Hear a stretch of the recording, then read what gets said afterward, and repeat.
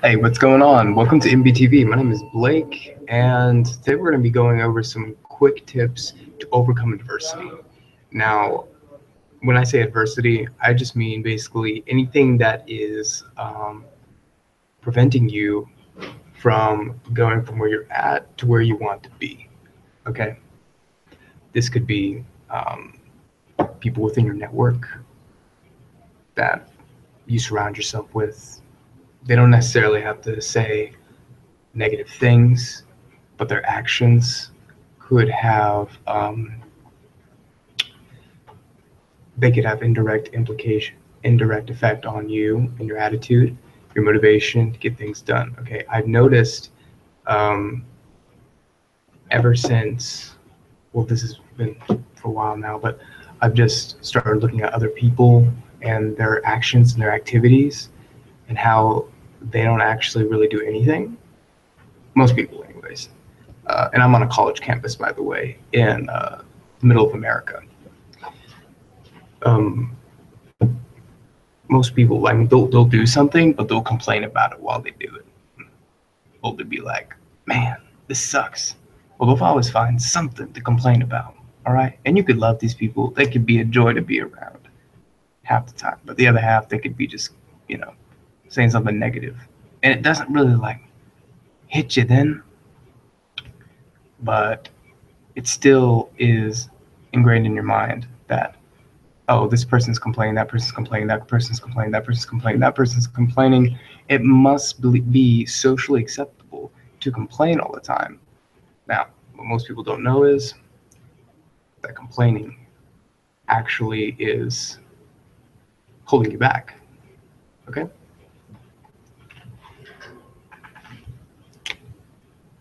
It is. Hold on. Let's see what we got going on in the comments here, because this is a live stream right now, just in case you guys didn't know that.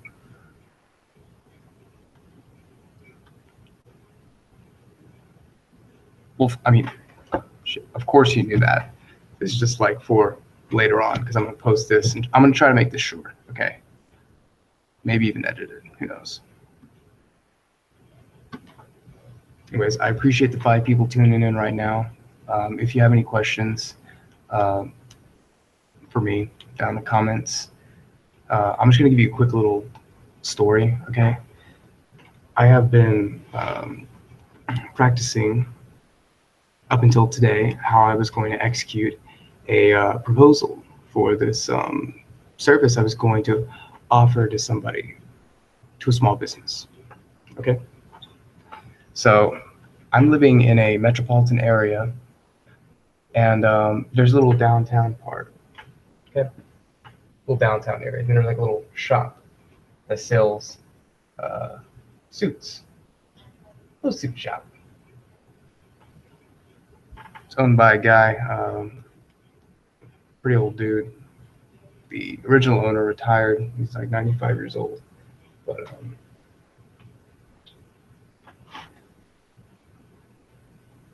there we go. I came in there because I spoke to one of the employees there. Was talking about how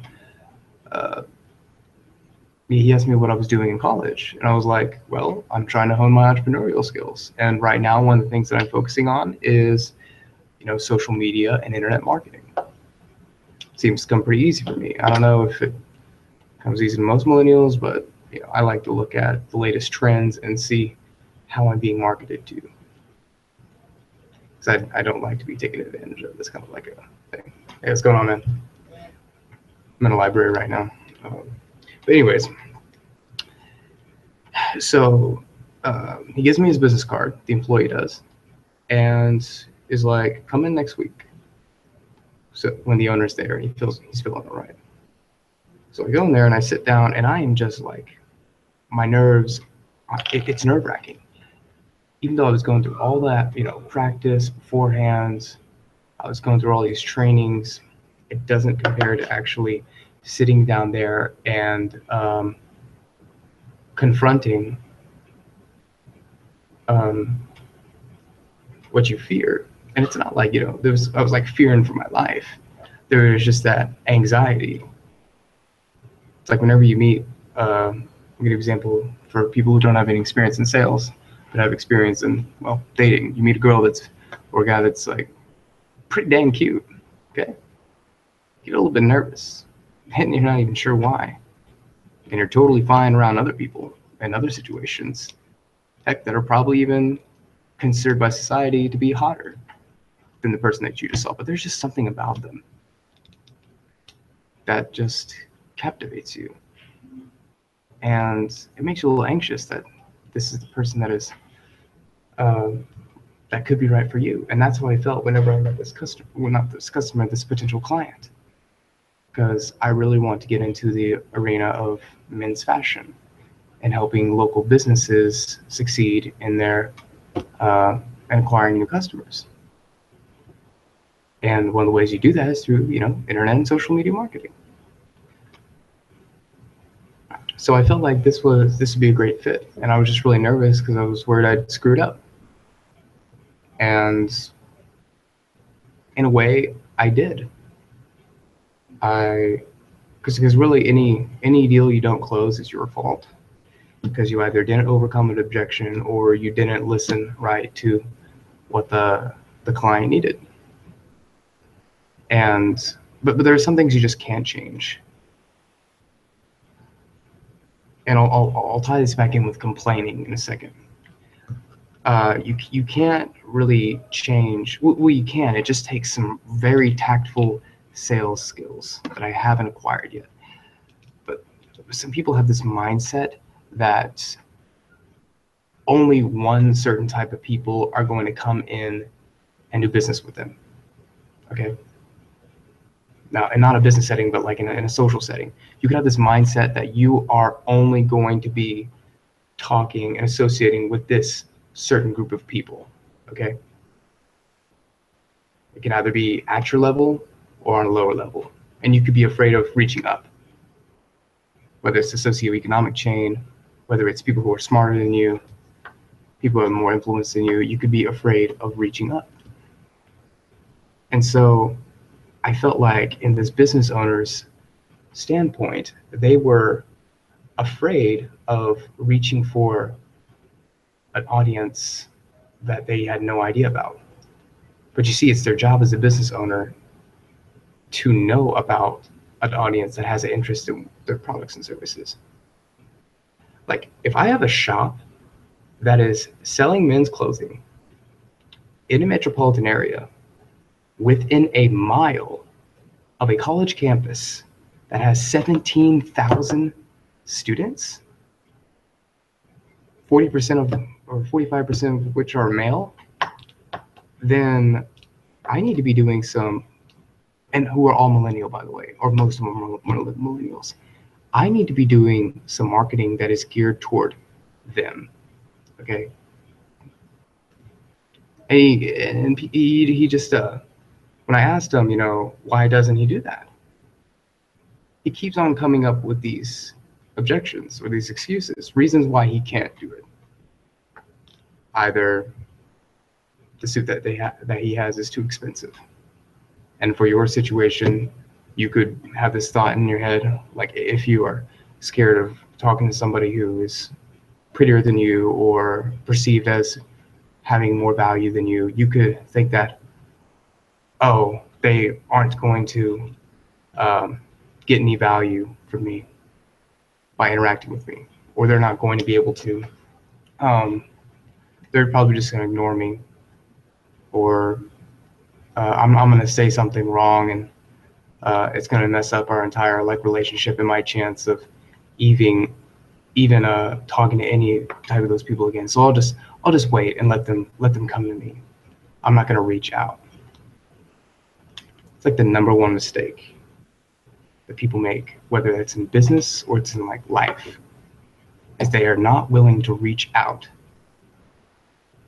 especially to the people they need to reach out to the most. The people that can help them, the people that can build them, the people that can take them to that next level. Now, eventually spoke to the business owner a little bit more and just told him, he gets hit up by other other agencies that are offering marketing services, and they always they usually charge huge rates for their packages. I simply told him, hey, I can do a couple simple things for you that is going to take an hour and a half. I'll do it all absolutely free. All I ask is you just give me a testimonial or referral. And apparently something about that was just, I'm not sure if I worded it wrong, but he still didn't want to take the offer. It's as if he had abandoned all hope when it came to the internet marketing, even though that's like what 70% of people go to whenever they want to make purchases.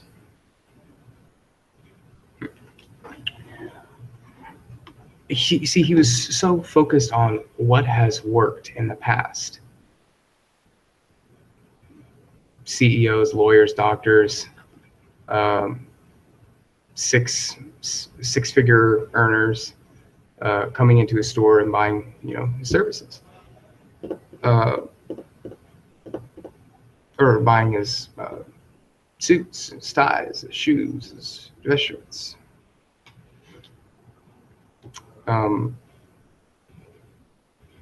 It's just, I guess, not having confidence that you can tackle the unknown.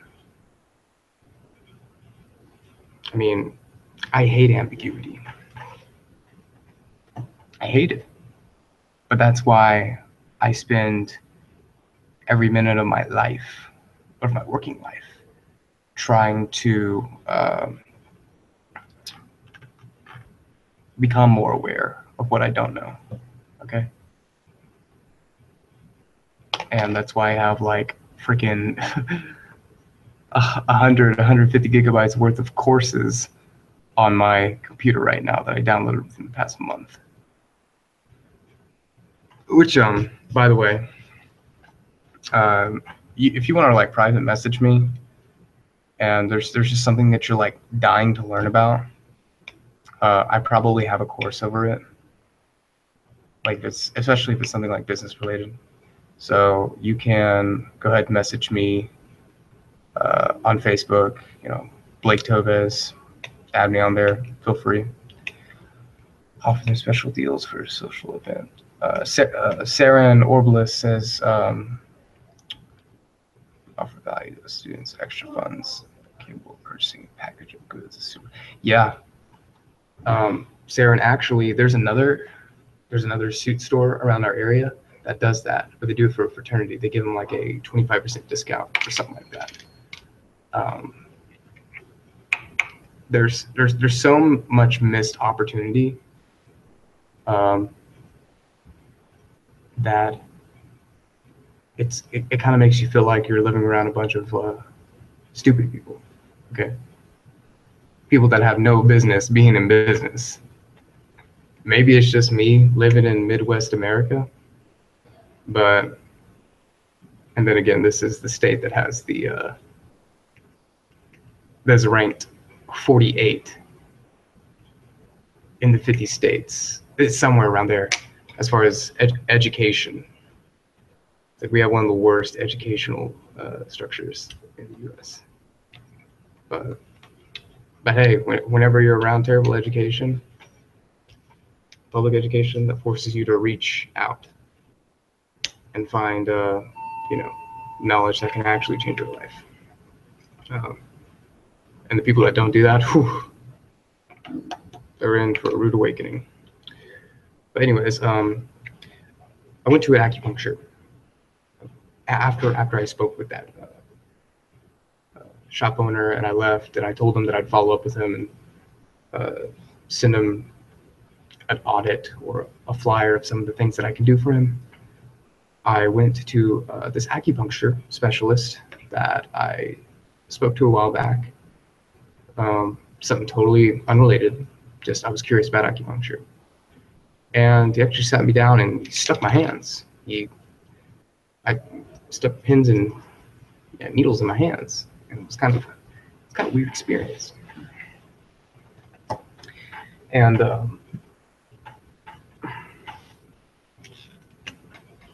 like needle there, needle there, needle there, there, there. I don't know if you can see that, but I had that on on both hands, and apparently this for repairing or curing muscle tension in my hips, because I have tight hip flexors and a little bit of muscle imbalance, which causes my knee to pop. So when I do squats, my knee pops, and it's really uncomfortable. And I was hoping this would be able to do it, but all that's really different is I'm $50 less.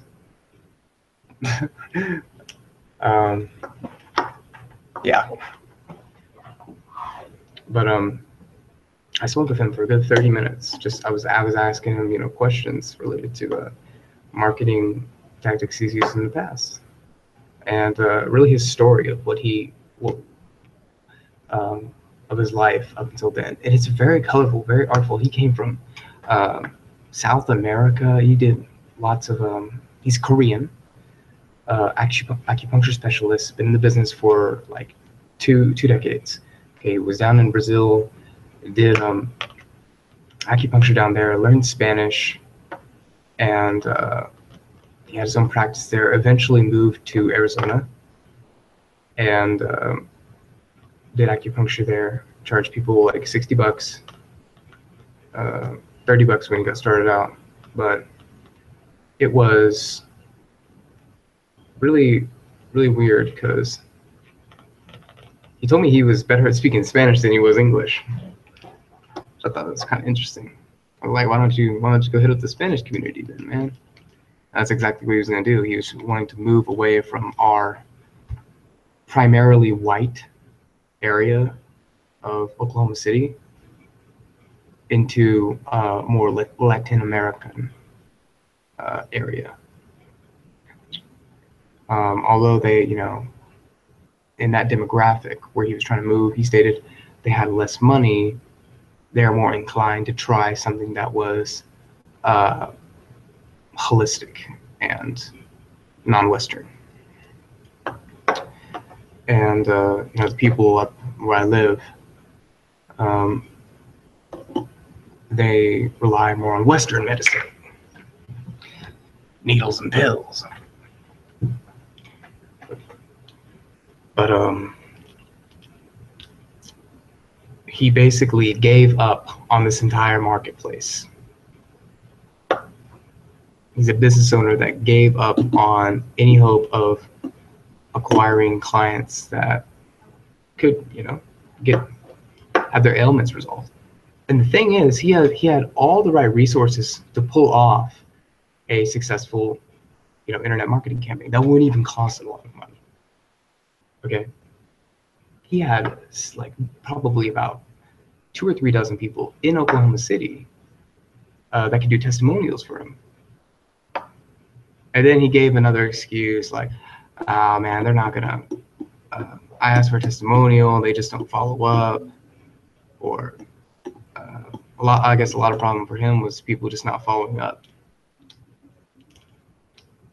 Dude, if people aren't gonna follow up on you, and it's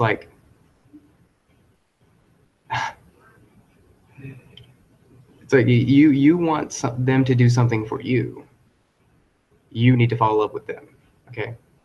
Even if they say they're gonna follow up with you. That's just how it works. If I want a business to pay me $2,000 to do their social media, am I just gonna be so let me know when? Am I gonna do that? No. Close 1 in 1,000 sales doing that, or 1 in 1,000, deals. Just let me know. No, you got to be hey, what's up? Are we still doing this? Were you going to follow up with what you said you were going to do? I don't know. It's just I was really eager at first whenever I got into the business world to, do business with people, help them grow their business. But as I look around, I saw that there is a lot of incompetence, a lot of people not having experience, whether that's like PC repair, whether that's IT consulting, whether that's acupuncture, whether that's alterations on like clothing. They could be extremely skilled at it, but have like crap business experience, or just not even know how to acquire customers, the lifeblood of their business. And that's what kind of makes me want to be a business consultant. I mean, if you think about it, it's entrepreneurial in nature, and I basically get to help who I want, and that's what I want to do. I want to help people be the best version of themselves, and if it happens to be business owners, then that's great. So it really comes down to establishing your why. Once again, I think where these business owners got lost, the acupuncture specialist, the suit shop owner, is he lost where he was and his why, his grand vision, thing that makes him jump out of bed in the morning, gritting his teeth, getting down and doing like 20 push-ups. Not out of like routine, but out of like pure energy, like just re-sparked. It's super important, man. And that's actually number one tip for overcoming adversity, is reestablishing why you're even doing what you're doing to encounter adversity. That makes sense? There's some level of masochism that comes along in business. Yeah, there is. Hell yeah, there is. It's like, but you choose two pains in life, two types of pain. You've probably heard this before. Either the pain of regret, or the pain of sacrifice. Is that it? Help me out with that one. Yeah, I'm still learning. Okay, it's the pain of regret and the pain of discipline. Okay.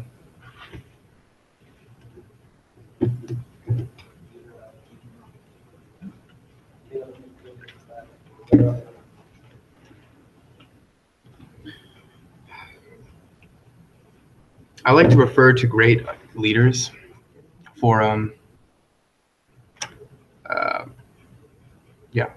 I like to refer to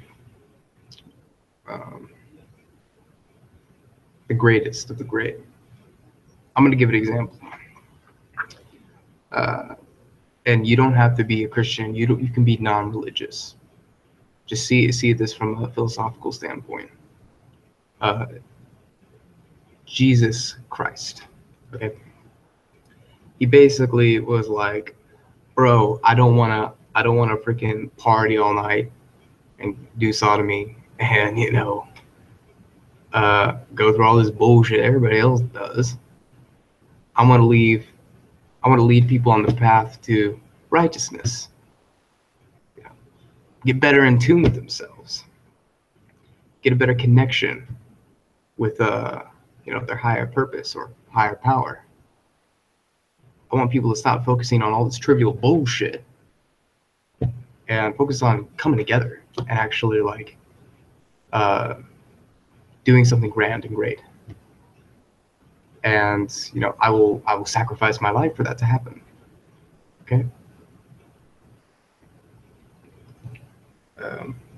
And from an entrepreneur who's let's say the father of like 3 children and wife and works at 9 to 5, and kids are struggling. He's stuck in the middle class. He wants a better life for his kids because he knows that his job is going to get replaced within the next decade by some technological advancement, and he's got to skill up, and he's got to position himself in the marketplace so that he can, provide for his family.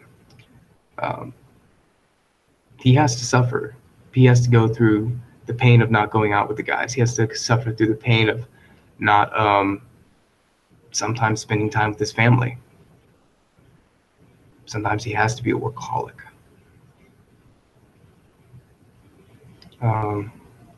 The goal though is not to work too hard that you're missing out on life. It's to work hard, but in a way that is yielding as much results as possible. Like, there's some things that people do, like they'll work hard all their lives and they're working until they're dead. I don't want to work till I'm dead, dude.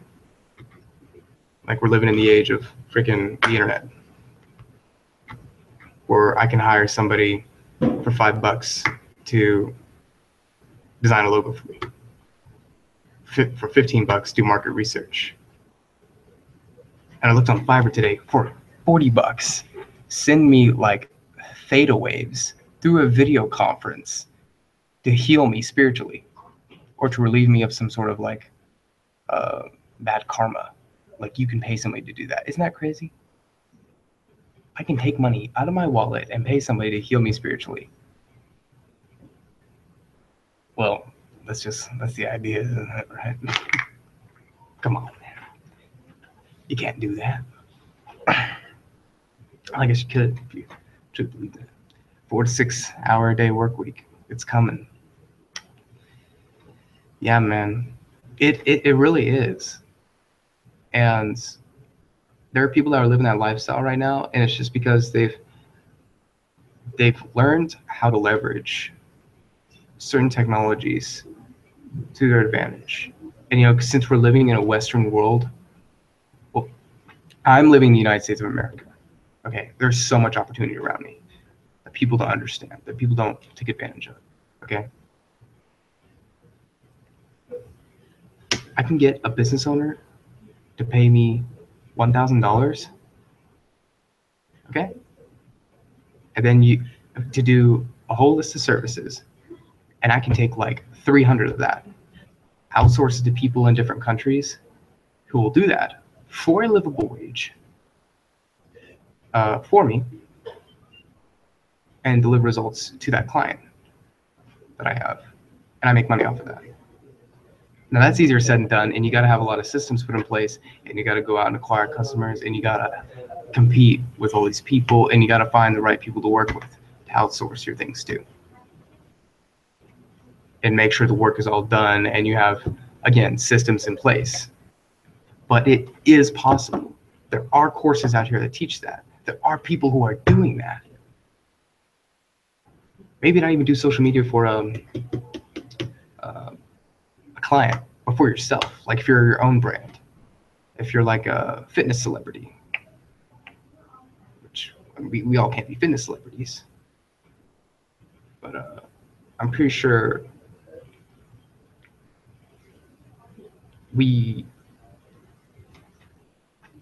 best tip for overcoming adversity. Okay, I'm gonna get back on track. You don't want to shoot for being a generalist. Okay, you want to find something very specific and try to get really good at it. Okay. All right. Because if you're one of the best in the industry, you're not going to feel bad if you suck at something else, because you're going to be like, huh, I'm great at, I'm super like awesome at network infrastructure and cybersecurity, but I freaking suck at sales. Dang it. Man, that sucks. Oh well, I'm really good at this other thing. But it's important to, you know, have certain skill sets. But there's only a few that you need to focus on. You know what I mean? Where did I get that from? I swear I got that from one of Tim Ferriss's books. Yeah. That book is really confusing and has left me confused. His Tools of Titans book, just because there's so much like information in there, but it's like pretty random. I mean, it's cut into like, you know, healthy, wealthy, and wise, but there's a bunch of different information that, again, will result in information overload, which I have probably had an information overload crisis several times in my life. Hey, Gemini, I love you. She said I'm her favorite ESTJ. Well, that really sucks. There's not enough ESTJs out there trying to make the world a better place and help people like you.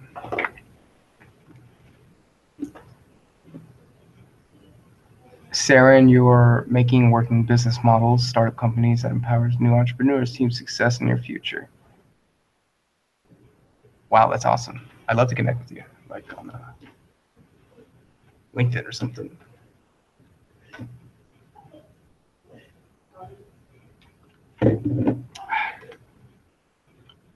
Well, that's about as much content as I have to give tonight. It is almost 1 a.m. and I like to wake up early. And I'm on several supplements that give me the ability to go to sleep late and wake up early and not crash during the day. But that's for a different video. So appreciate it if you've been watching up until now. Only, you know, 8 people, but you know, I appreciate your time and attention. And go ahead and try to connect with me, you know, on LinkedIn or Facebook. Blake Tovis. Okay. See ya. I know I'm still here. I'm chatting. Okay. Bye.